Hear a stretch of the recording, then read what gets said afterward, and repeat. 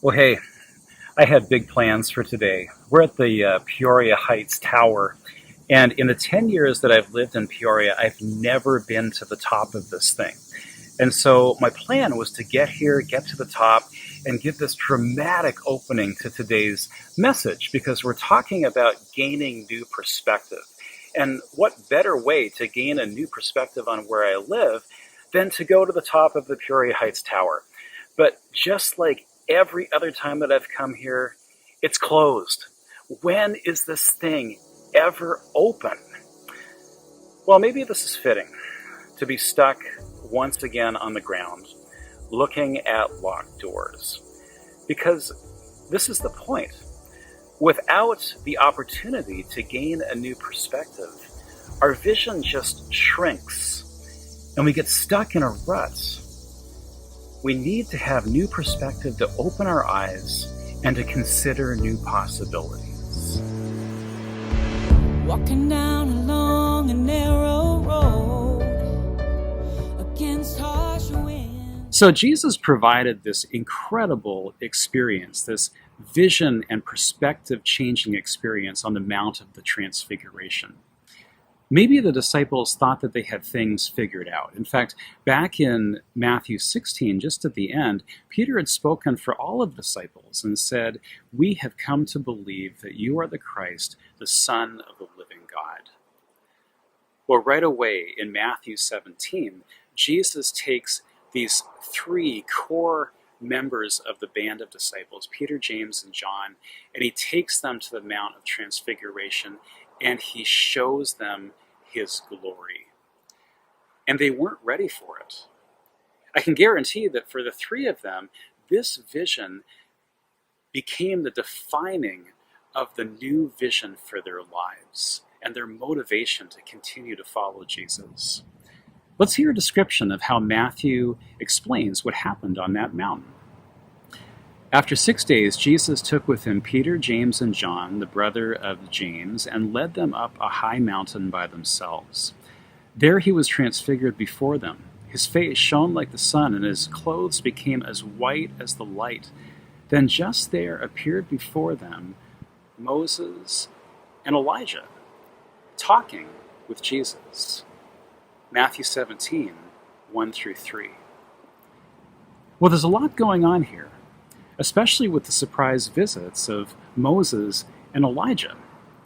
It probably would have been enough for Jesus just to show them his glory. We can assume that this is what Jesus looks like in heaven. Jesus as the pre-incarnated second person of the Trinity, the Son of God, the full expression of the Father. This is the Logos, experienced in person. But there's something more going on here than Jesus just showing them his glory and just how white his shirt can be.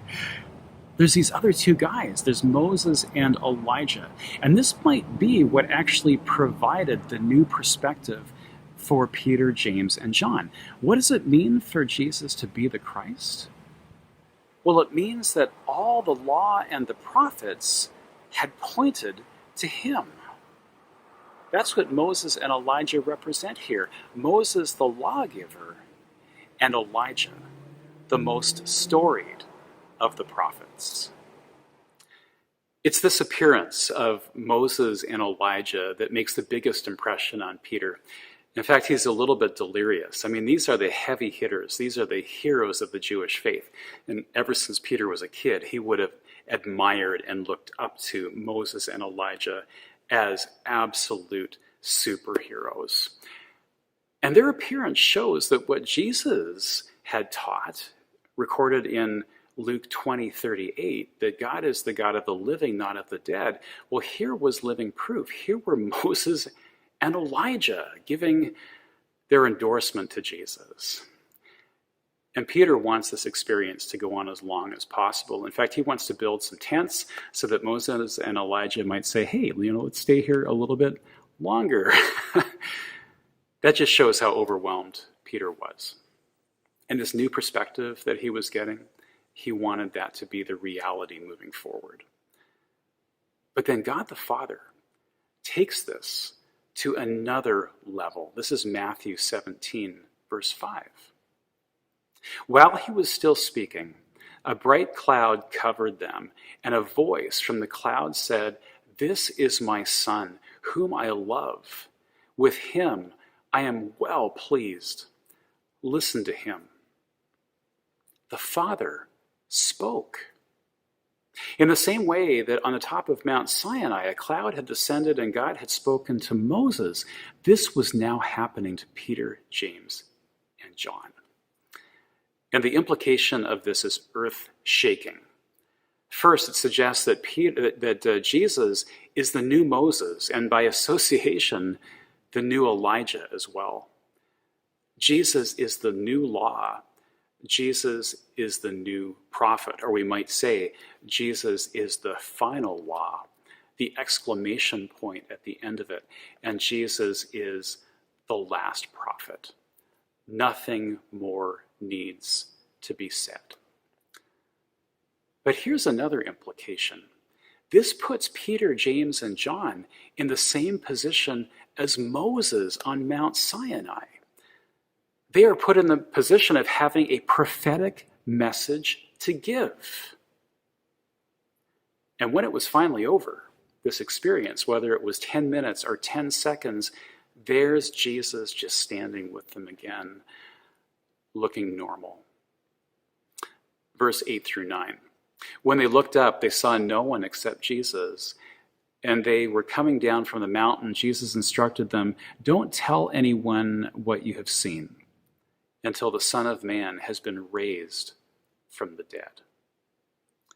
Okay, they were going to have to wait.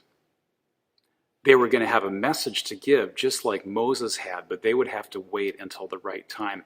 Imagine how reserved they needed to be with the rest of the disciples.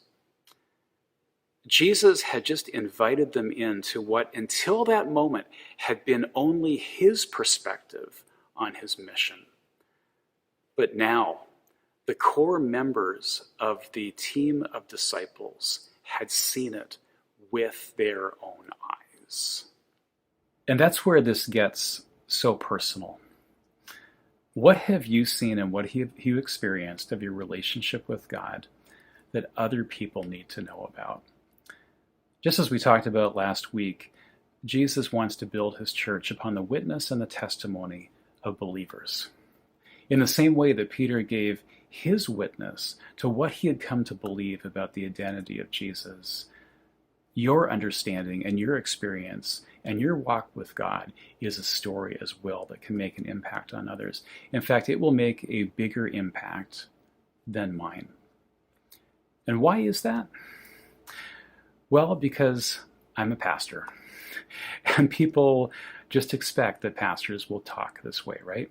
Pastors are supposed to be spiritual. But that's why your story, your casual and daily experience of the goodness of God is so authentic in the ears of our culture today. It will make the biggest impact upon your friends and your co-workers and your schoolmates and people that live in your neighborhood. Seeing you live through the real realities of life, just like anyone else, and yet your perspective is different because you have been on the mountain with Jesus.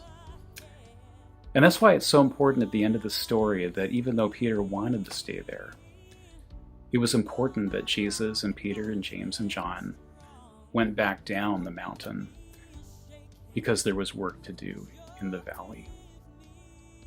That perspective that had been changed, it was going to give them energy and understanding for everything else they were now going to face. So here's the question that we're going to close with today. How has your life been transfigured by the goodness of God? And how does that story need to be told today?